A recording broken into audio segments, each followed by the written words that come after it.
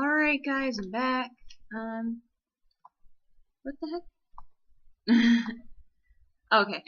There was something on my computer, it was with this weird circle thing around the record button and I didn't know what it was.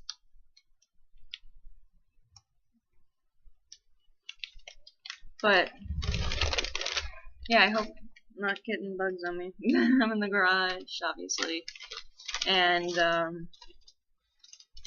this ball is dirty. This yoga ball or whatever the hell it's called. Exercise ball. And hey babe. And I don't know if I'm gonna be able to open this package. Oh yeah, I am. Okay, cool. That's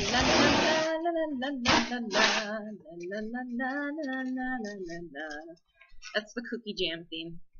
I've been playing Cookie Jam on Facebook. It's fun. I recommend it, so go play it. Cookie Jam. It's like French. Yeah, it's like French cookies or something. And then when the gingerbread men appear, they're like, woohoo! They're like, woohoo! Or something. They like make a really cute noise. And then when you crack them or whatever, they say, oh no! It's so cute. Oh my goodness. But so yeah, this chair is very low because we got a lot of books and stuff, and these are like pictures, but on there's a lot of books that we got from my dad's friend's house, and so we put those there where I usually film. So yeah, that was like last week, but yeah, I'm just trying to figure out inwardly what I'm gonna talk about first. That's why I'm like, yeah, you know, but yeah, because I'm gonna do the shoe unboxing last. Okay, I think what I'll do now is talk about this video I just watched, Graveyard Girl. It was a May favorites video from like 2013, and holy shit, like, she mentioned the Cowsills, which, oh my gosh, it just proves that her and I have like so much in common. She loves the 60s music, and I like 60s too, and 70s. And then I like 20s, which is like way far away from the 60s and the 70s, but I like those, like some of the best. And then obviously the 90s, because it reminds me of my childhood and everything in the 80s too. Because my brother was in the 80s. And my mom grew up in the 60s and 70s and stuff. And so I like that time because it kind of reminds me of my mom, I guess, but also I reason it like that, but it's probably because I just like it a lot. I don't know. But, so it just proves that me and Graveyard Girl have like so much in common. And I know a lot of people in the Swamp family probably do too. Like the 60s and stuff, probably.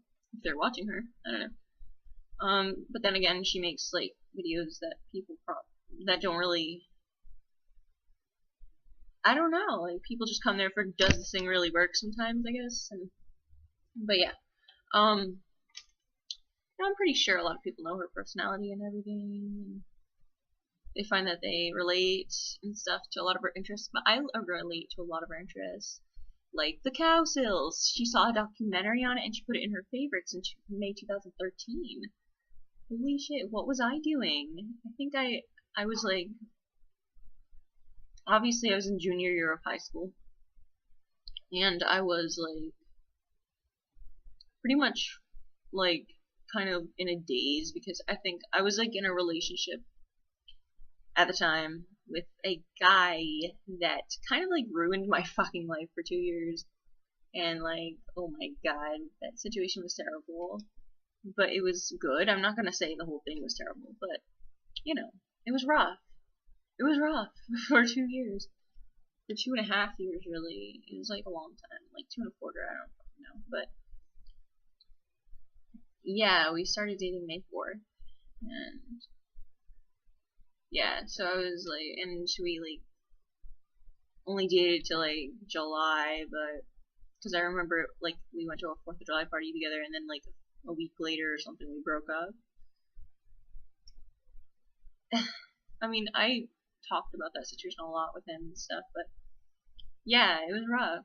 But I finally like got him out of my life like April, May 2015, and then a month later I was like pretty over him, for the most part. But at the same time, it sucks what happened and everything. I'm one of those people that like always honors like every relationship. Like it's the one.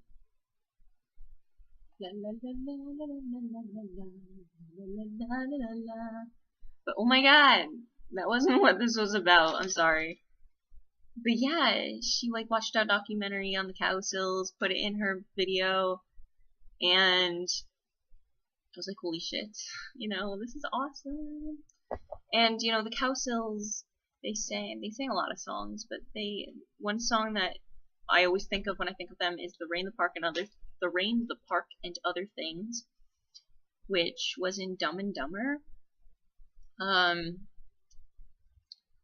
And the weird thing is, the Cowsills were from Newport, Rhode Island, which is a very popular place in Rhode Island, a city in Rhode Island to go to, and it's like very like a lot of ocean around there, and we have the Newport mansions there, and just a lot of fun stuff, and it's so fun. My cousins live there, and one cousin of which I'm getting closer to a little bit, and we talk about our problems and stuff. So, but sometimes it's hard to talk to her because she has her own problems and everything, and so it's like rough. I don't know, but hopefully, yeah, we can help each other out. But anyway, oh my god, I'm getting so sidetracked. But yeah, like the weird thing is the Cowsills are from because they're still doing stuff to the present day. They took a break, I think, and now they're still doing stuff. But from Newport, Rhode Island, and the weird thing is parts of Dumb and Dumber were filmed in Providence, Rhode Island. Other parts filmed in Colorado, Aspen, So that's weird, So that's cool. That Graveyard Girl likes that, and it's like part of Rhode Island, kind of mixed in between. It's cool. And yeah, that song though. I saw her sitting in the rain, raindrops falling on her. She didn't seem to care. She'd sat there and smiled at me.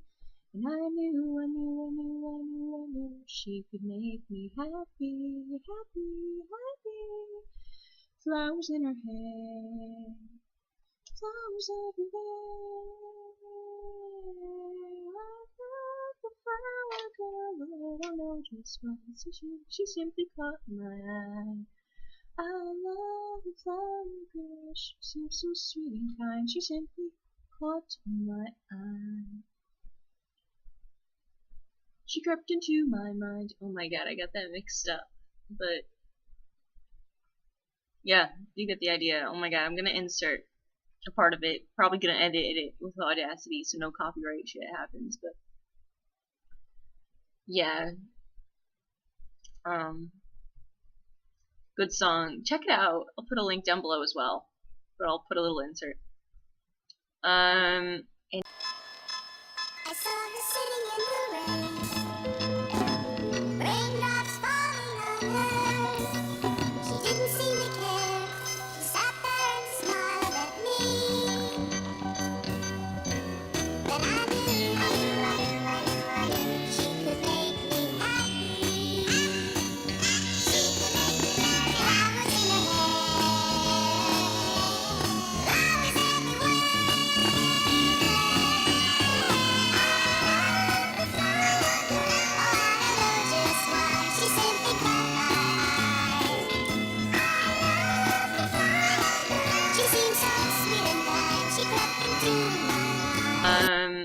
And yeah, okay. So that was cool. And our, today I went. Today I went with my mom. She plays the saxophone, so she does saxophone lessons, and I do clarinet lessons.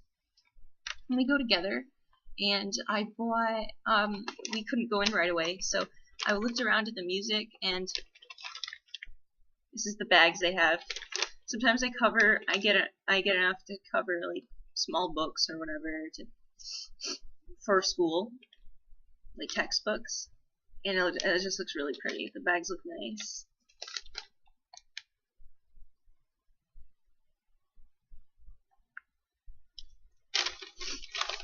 And I found something I am really excited about. Look at the names and see if you can guess. Oh my god, you can see my reflection on the frickin' screen. Yes. Yes. Yes, yes, yes, yes, yes, yes.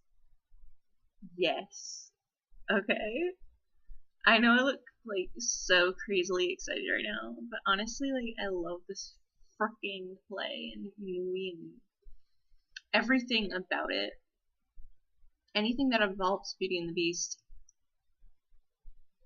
I immediately feel connected to it. I do.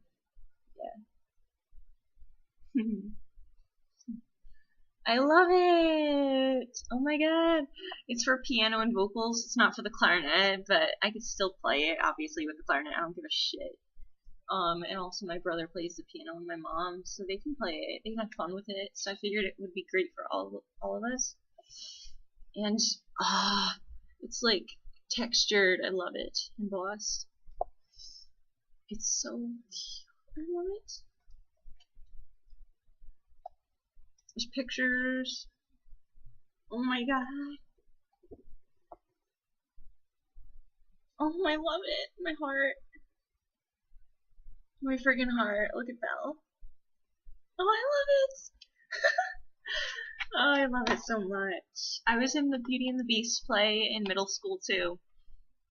When I was in 7th grade. Loved it. It was so fun. And then I got a t-shirt that says Beauty and the Beast, and I want to see it on Broadway or whatever. I want to see it in some production before I pass away in this world to the next, to heaven, you know? Oh my goodness. Tim Rice, Alan Menken. Tim Rice did Aida as well, along with Elton John. My high school did Aida as well.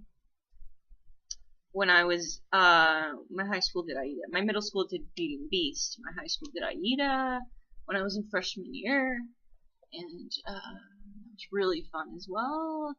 It was a challenge, you know. It was a different challenge, you know. I love acting. Human Again, which is one you don't see in the film. I think you see Human Again in the 2000 release or something, or the 2002 release or something. Something that wasn't.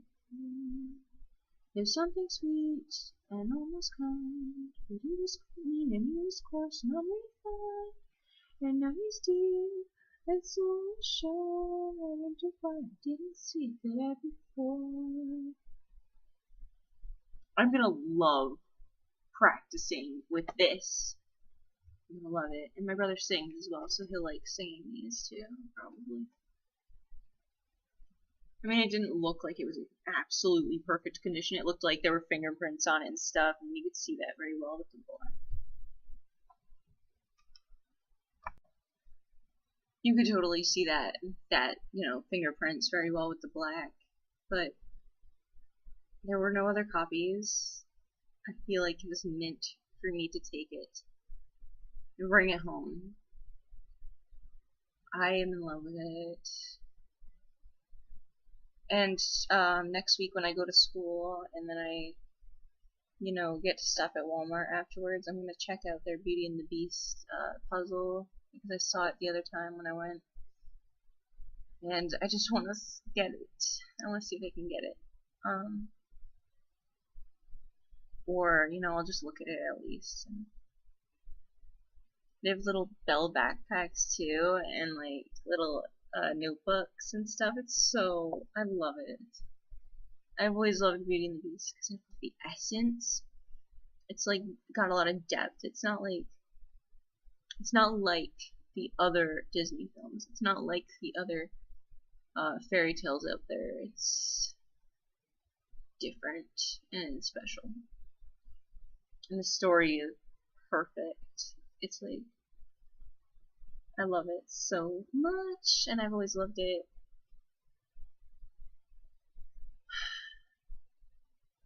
It's my favorite movie too, like the old one, the one from 1946. I've always loved the essence, and it's French and everything, and I'm French. I'm Hungarian as well, but I'm very much French. Very much French. I think I'm more French than Hungarian.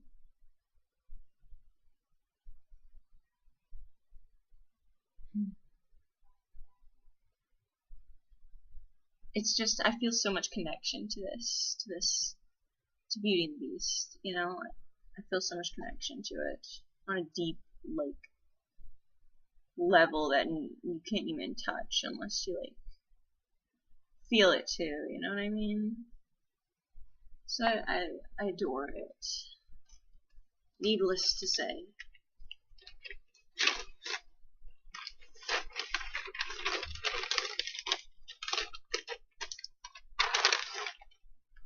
I adore it.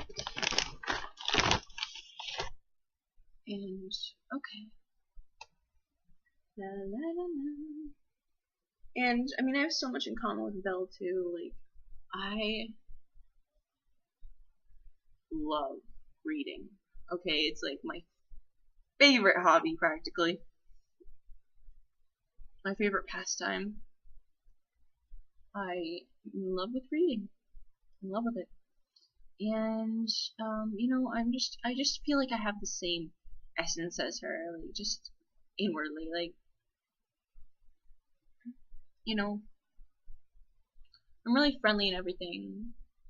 I know I've talked about astrology before and stuff, like how I'm a Pisces moon, and, a Leo, and a Leo sun, and a Virgo rising. And there's lots of other aspects to my chart. Like, I just realized yesterday, I just learned yesterday that I'm Taurus mid-heaven, which shocked me, because I've been hating Tauruses lately, and also Aquariuses and Cancers I've hated in the past too, and even Pisces for a short while, and then I realized I was majorly part Pisces. It's my freaking moon. Yeah, so that's pretty weird that God made me realize I'm a freaking Taurus midheaven just in time for the time where I was hating Tauruses. Because now I can't hate Taurus because I'm, it's like midheaven like describes how, you are in careers or whatever. So apparently I'll have to look into that more and see if it resonates. That's what I had to do with Virgo, because at first I was like, it's my rising? But it kind of makes sense, because I am pretty analytical. I like to analyze things, like, every detail. Like, I like to discuss shit and, like, analyze it. And it makes sense now. It's because of my freaking rising. And that's how you deal with people and everything, how people see you. So people see me as a Virgo, apparently. But on the inside, I'm very much Pisces, but at the same time, Leo. Yes, I'm very much Leo in a lot of different ways. Oh yeah. Like, basically, like, my ego, like, I very much, like, feel like I'm just great because I'm me, basically, you know what I mean? It's just how I am. Like, I feel like I deserve to be treated really well. But at the same time, like, that's why people are so complex, because so many different signs are in their chart a lot of times, and So I don't always feel like, yeah, that's my basic ego, but at the same time, I am also, I kind of just don't like to express that a lot. Like, I kind of like to back down and be by myself a lot and daydream and not really get attention from people because I'm a Pisces moon, you know what I mean? So I like to get away and range and like that, be on my own and think about things and stuff like that. And the Virgo does that too. So it's quite a mixture. You know, I get a lot of different signs. I get a lot of Earth actually more than any other element, you know, quality. And then I have um quite a bit of air, I'd say. Well, I don't know. First and foremost, there's a lot of Earth. There's a lot of Earth, so I'm pretty practical as well. But at the same time, I kind of have scattered thoughts. You know, I don't want to make this video super long though, so I'm gonna stop soon. Yeah. I think I'm gonna pause this or, you know, stop it and then make this a separate video, like, about thoughts and, um, maybe, like, title it Beauty and the Beast music or and the Cowsills or something in Yankee Stadium. Yeah, that sounds good. Okay, I'll see you in like a few seconds for the unboxing of the shoes. So, BRB.